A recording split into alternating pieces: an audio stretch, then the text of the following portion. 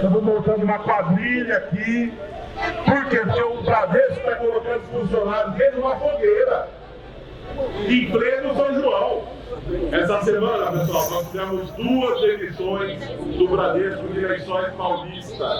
Demissão imotivada e injusta ao nosso ver. O que acontece? O Bradesco está efetuando fechamento de unidades. Amanhã, a agência do Taus deixa de existir aqui.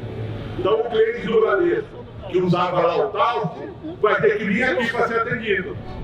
Uma agência que está aqui, ó. Olha a fila lá, ó. Preto, dia 19, fila. Dia 19, hoje não tem nada, pessoal. Nada de imposto, nada de salário e fila. E vai juntar mais gente aqui ainda. Porque vai vir todas as contas do Taus que estão fechando lá a agência para cá. Vai vir a conta de Piratininga, a agência Piratininga vai fechar em julho. Então joga todas as coisas para cá, mas os funcionários não vêm para cá. Então é sacanagem, é uma festa junina infeliz que o Bradesco está promovendo, por isso essa denúncia pública.